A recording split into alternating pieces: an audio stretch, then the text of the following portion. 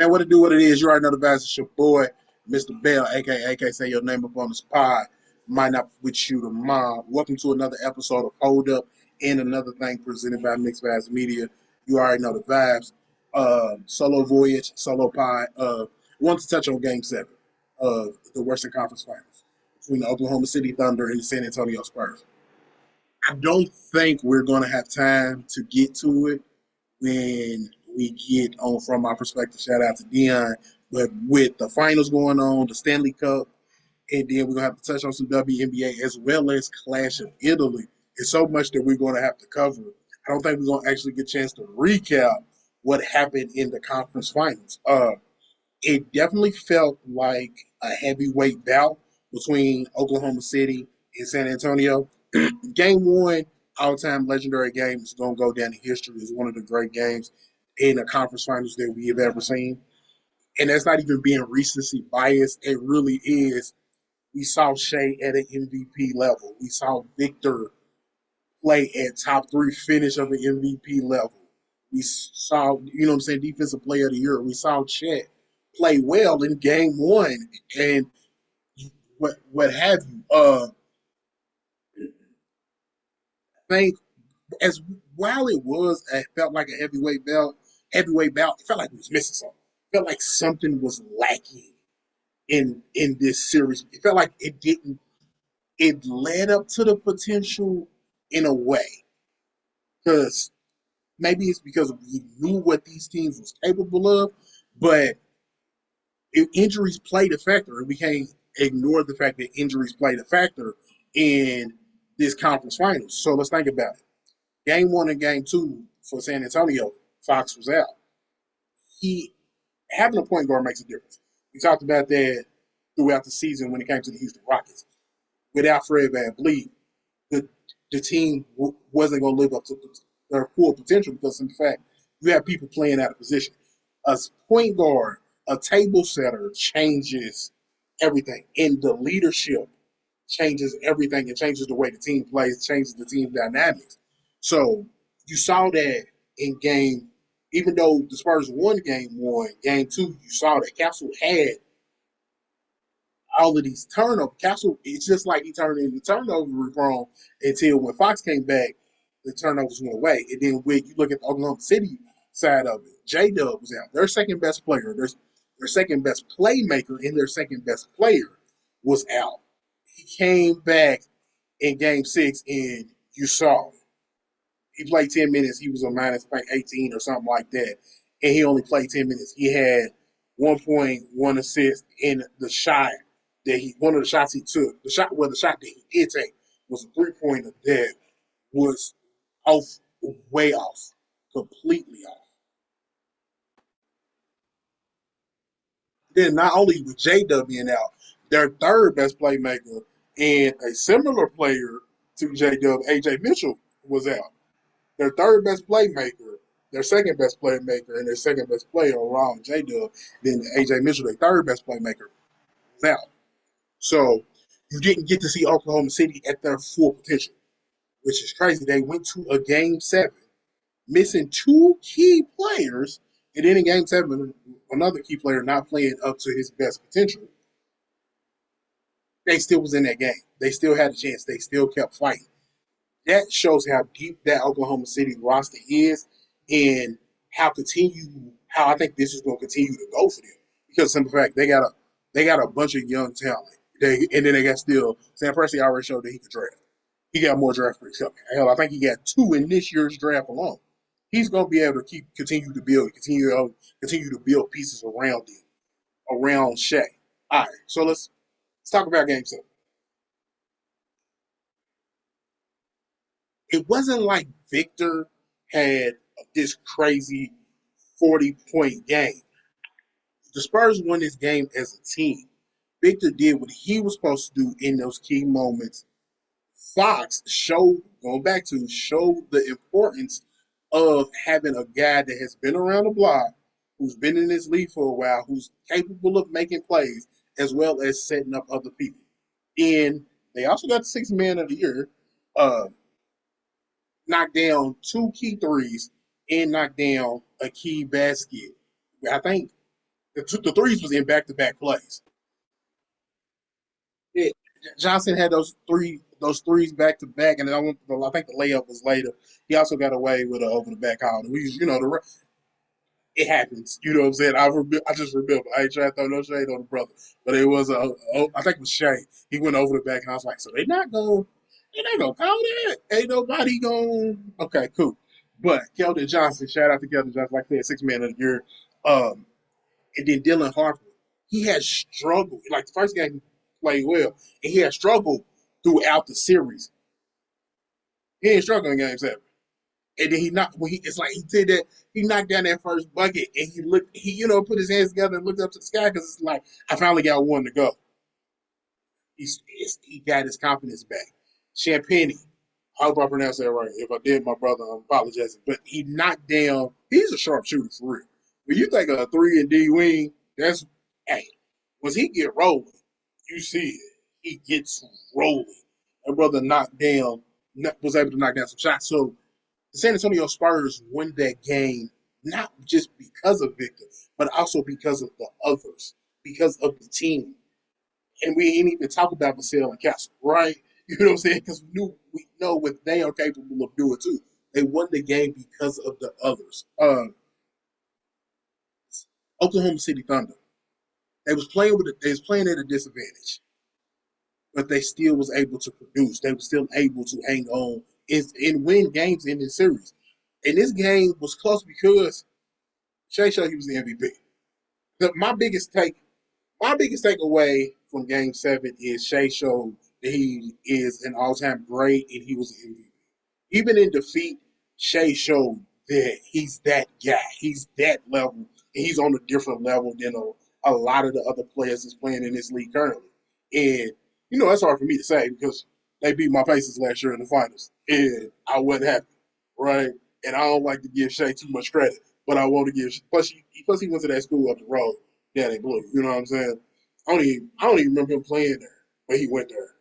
Just like John Calipari is a master recruiter because it's so many UK players that's in the league. From the time that John Calipari was there, it's like, damn, they could put two rosters together of just UK players. And I don't give the credit to UK. I give the credit to John Calipari. I like John Calipari. Still don't like this school. Never have, never will. Still hear about that. But like I said, back to Shai. Shai showed that he was the MVP. Cam Wallace, another UK player, showed that he wasn't scared of the moment. Cam Wallace said, "Okay, there's some they need points for me. I'm gonna give them shots." He was taking the threes. He was hitting the threes. He missed a couple late, but that like I said, this was 2 minutes and under situation where they just happened to heave threes up to even be in contention to even have the opportunities to win this game. So I don't even fault him for those. Uh, Jared McCain. Let's spend a couple seconds on Jared McCain. The Oklahoma City Thunder got Jared McCain for a Gatorade and a protein bar. That's all they gave up was a Gatorade and a protein bar.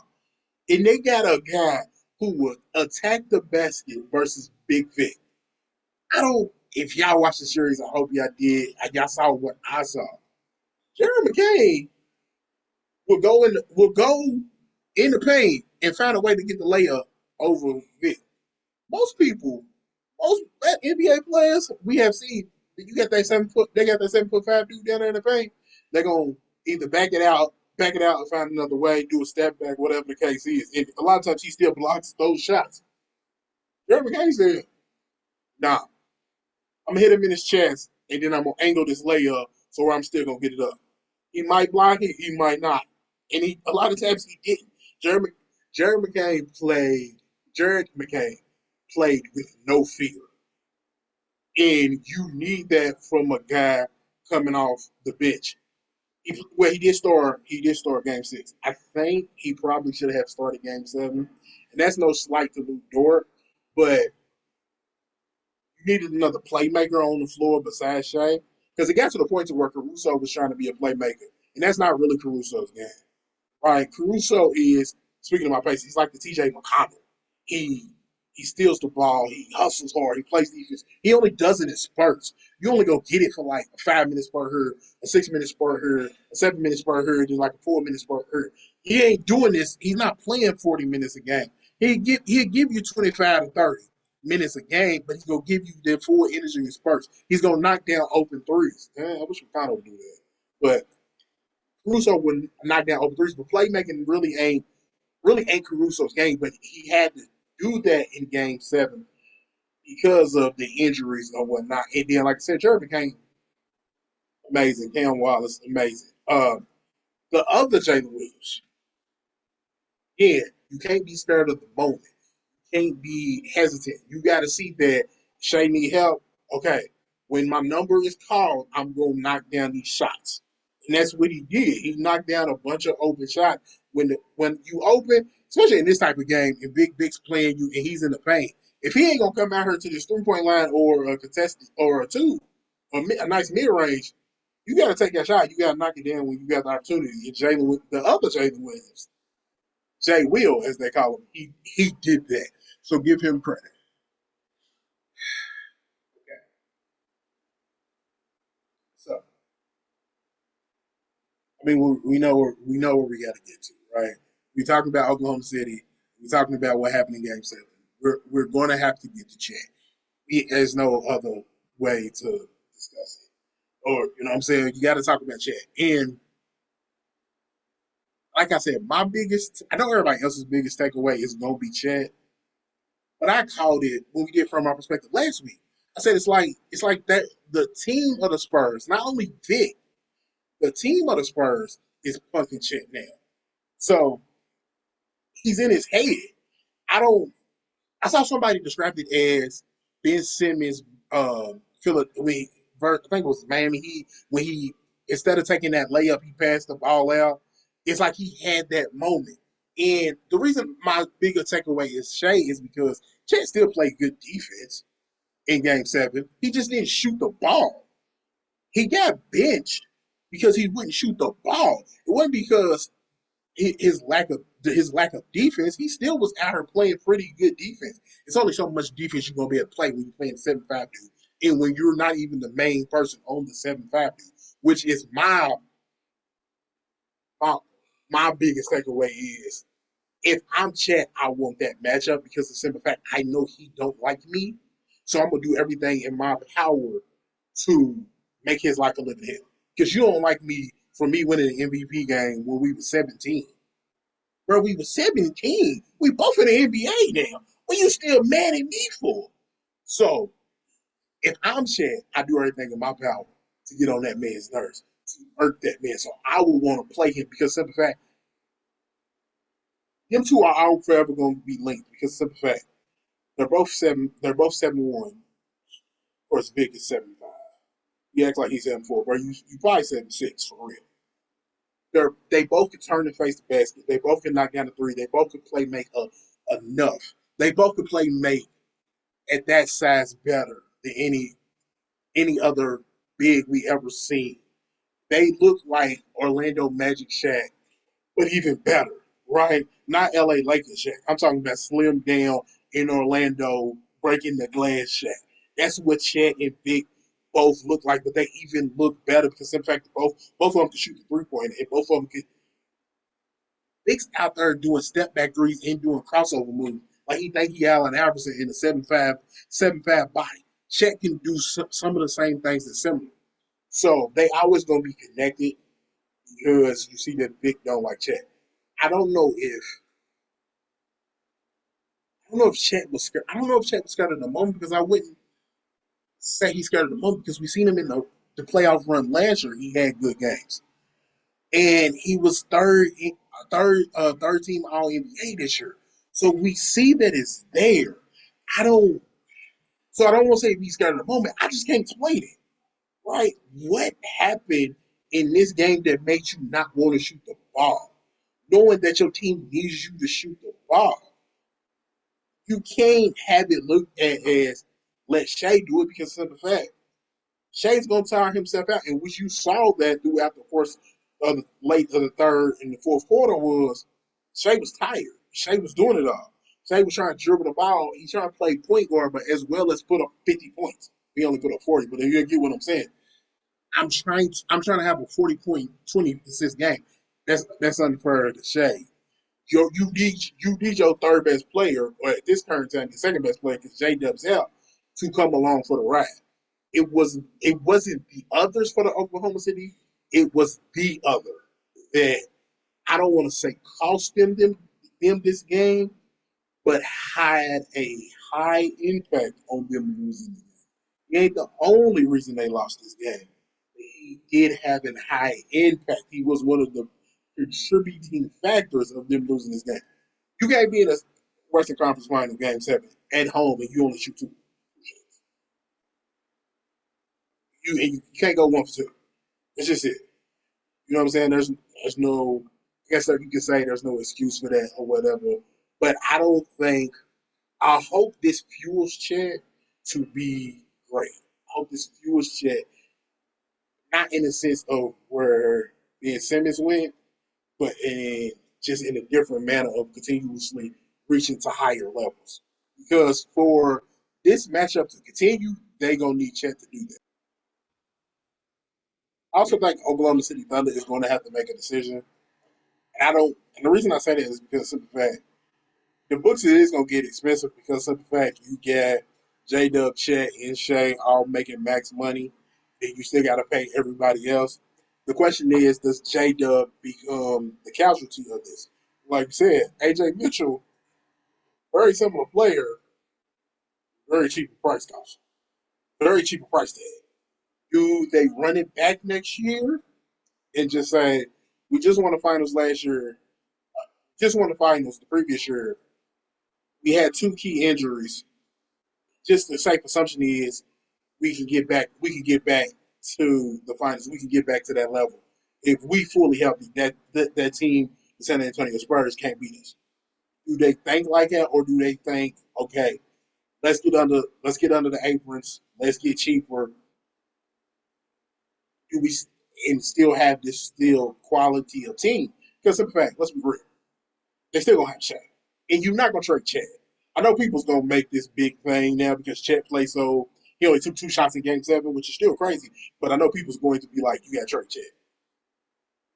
Come on, man. They don't make 7 footers like that. They don't make 7 footers that could do that. Any 7 footers can do the things that that man do. You ain't trading it. You can't. Hey, you can't trade height. You know what I'm saying? You can't trade height because you can't teach height. Not height with skill as well. He has skill and height. You're not getting rid of that. I know that sounds crazy to be saying after he did what he did in Game 7, but I'm still going to, like I said, I still think he's going to go up. He's not going to go down like a Ben Simmons situation. And I ain't going to keep trying to throw shots at Ben Simmons, but that's to me, that was the comparison, is he had a Ben Simmons moment. So I, I'm interested to see what the Oklahoma City Thunder do this offseason as far as roster construction. Do you have to put a pick with J Dub if you want to trade him? I wouldn't think you have to because in fact he had an injury riddled season. He's still a phenomenal player. You just want to get him off the books, but you because of that contract money, do people or other teams going to second guess? I wouldn't if I was GM, but would you? Plus, also that big of contract, it ain't gonna be the easiest thing in the world to move. It ain't a Booker contract, but it's still a big contract. It's not going to be the easiest contract in the world to move. So yeah, I'm I want to see what Oklahoma City is going to do this offseason. I'm excited to see the finals between the Knicks and between the San Antonio Spurs. You get to see Big Vic on the stage, another 7 footer who can do the face to the basket, knock down the perimeter shots, play make a little bit. You got Karl Anthony Towns on the other side. Karl Anthony Towns also loves to foul, but he shouldn't foul. Bill, well, here's the thing with the Spurs, you got Castle. He get a little hot headed sometimes. So I won't. This is going to be an interesting finals. Me and Dion's going to fully break that down on from my perspective. But like I said, I want to give y'all a hold up and another thing episode that covered Game 7 because I feel like Game 7 I feel like this series, like I said, was a was a heavyweight championship bout. It the games in the middle wasn't the best. They wasn't. They was competitive, but they weren't close. If that makes sense. Maybe I'm looking at it with rose-colored glasses on because a lot of those games wasn't close. A lot of them was, but game one and game seven delivered, especially game one. But game one and game seven both delivered and had high expectations going forward. Because that's something I think both of these teams are still going to be in conference finals. Unless Minnesota going to get honest. These are the two teams that I still think will be favored to make the conference finals next year, and they're gonna keep hitting their head against one another. But I'm gonna go Homer for a minute, right? Watching this game seven, Oklahoma City versus San Antonio, made me come to the realization, which I had already felt like this, but it solidified it for me. And I know, if this was a fifth, we all be drunk. But let me tell you something. Tyrese Halliburton didn't get injured in that game seven because we only lost by 12. Tyrese Halliburton did not get injured in that game versus Oklahoma City Thunder. My Indiana Pacers is the champions. And we would be looking to repeat because of the fact Tyrese wouldn't have been hurt. He wouldn't be hurt right now. We would be champions. Am I crazy to say that? Y'all let me know. Tell me what y'all think. If y'all think I'm crazy to say that. I think we would be champions. To me, it showed that we could hang with them and we could continue hanging with them. I want to talk about my Pacers real quick before we get up out of here. There's a lot of there's a lot of rumors going around about a Trey Murphy the third trade from the New Orleans Pelicans. I think Trey averaged like 18, 19, 20 something points a game last year, but he makes like $25 million, 25, $27 million. So the only way we're gonna be able to trade for him is we'll have to get rid of the core seven. And more than likely it'll either be Nimhart, Neesmith, or Obi Toppin and TJ McConnell. Some package of them four or one of those or whatever. One of those is some other players or two of those because you got to make the money work. Okay. Here's my issue. One, I don't think we had the depth to get rid of more than one of those players at a time. I don't feel like my Indiana Pacers have the depth to just do a trade where we get rid of two key players to bring back in one. We don't have that. And I don't. Maybe the team has more confidence in the people at the end of the bench than I do, but I don't. I don't because I seen him play a lot this year.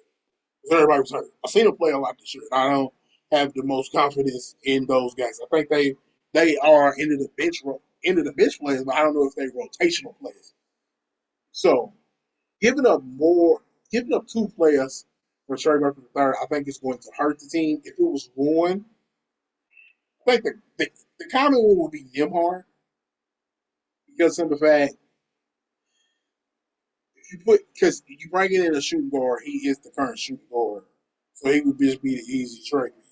But you can't get rid of Nimhart in somebody, and I don't want to. I don't, you know, maybe it's just a fan of me talking. I wouldn't want to give him nobody. I just want to bring you Trey Murphy third and add him to the team. But I understand that's not how salary caps work.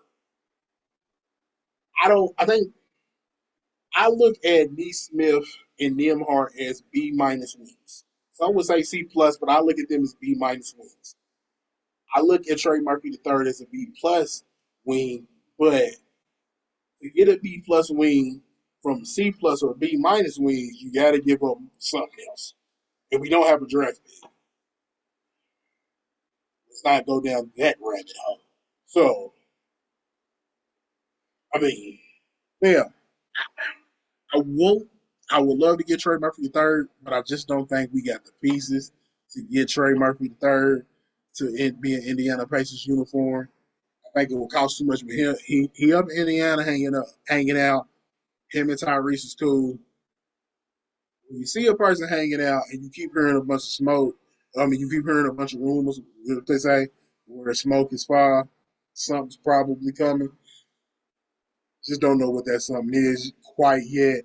We will find out.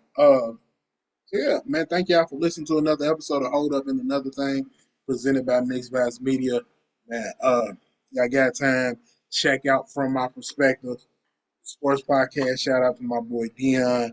We're gonna be breaking down Stanley Cup in the finals. UFL, shout out to the Little Kings, they going to the playoffs. So we're also gonna discuss that. You know what I'm saying? We also got the Mixed Vibes Podcast, shout out Jerry, shout out Quag. And then you know what I'm saying? Then respectfully wrong, shout out Joe. And then hopefully I said what I said. You know what I'm saying? Shout out my big sis, shout out Shavana, shout out Ashley. But yeah, make sure y'all, you know what I'm saying, y'all got some time, check those out, and we're gonna get at y'all on the next one. Y'all be easy.